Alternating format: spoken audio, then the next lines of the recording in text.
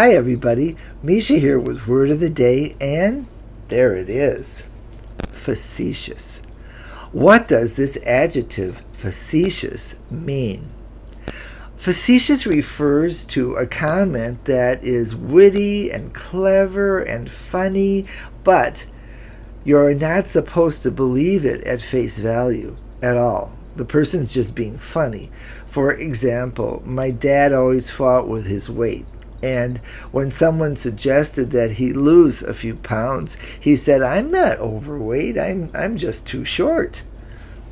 He was being facetious, and that was a facetious comment, not to be taken seriously. Now, over time, facetious went through a semantic drift where it now includes the meaning of making a comment like this in a wildly inappropriate setting. So if you made a crass joke about somebody who died at their funeral, this would be considered facetious as well. All right, now where does it come from? It comes from Latin to Middle French to modern English in 1544. It's a translation of something called the Apothegms of Erasmus, translated by a man named Nicholas Udall. And an apothegm is basically a clever saying, but it's a maxim. It has a lesson behind it. And this is where facetious is first translated into English. Now, Nicholas Udall's claim to fame for he was a very good translator, but he was also a playwright. And he wrote what is now considered to be the first comedy in English, the first social comedy, actually. And what he did was he took elements from Roman classical comedy and mixed them with medieval morality-ish, elements, and came up with this play called Ralph Roister Doister, 1522. And the plot is just basically that Ralph Roister Doister is convinced by a con man to pursue a woman who is already engaged. Now, let me give you a couple of examples of how to use this word facetious, including examples of facetious comments. Okay, so here's the first one, and this is one where the comment was very inappropriate.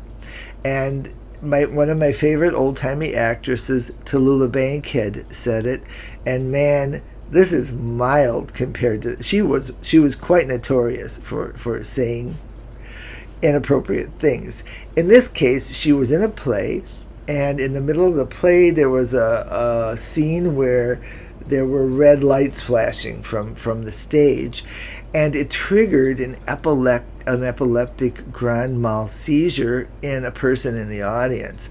So this guy has fallen into the aisle and he's having this seizure, and they stop the play and they stop the lights and they turn up the regular lights, and Tallulah Bankhead says audibly, so that everybody can hear, "Oh my God, darling, I'm laying him dead in the aisles." Very facetious. Okay, or how about this? This is an innocent facetious comment. When the famous actor who had a big hit of a movie was asked by the interviewer, "Are you upset that the critics have trashed your movie?" he responded facetiously by saying, "Yeah, I'm so upset. I cry all the way to the bank." And finally, my own facetious sentence, because I got one, and that is, I'm actually not being facetious when I say that I have almost no sense of direction. And just to prove it to you, this is how bad it is. This is how I tell my left from my right. That's right. Now, you're probably seeing it as left, but am I proving my point?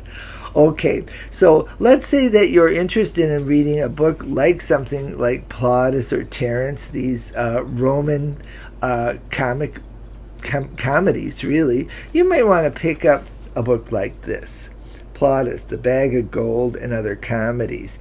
And what you'll find if you do read this, if you're somebody who likes to read plays, is that you'll be reading one of his plays thinking, I know this story. How do I know this story? And then you'll realize, oh, I saw in Comedy of Errors, Shakespeare took this plot. Or you saw a Moliere play, and Moliere jacked this plot.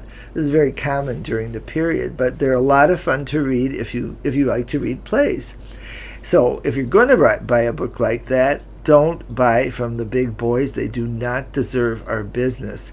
Let's support independent booksellers by clicking above or below at bookshop.org/shop/word of the day, and I'll see you later.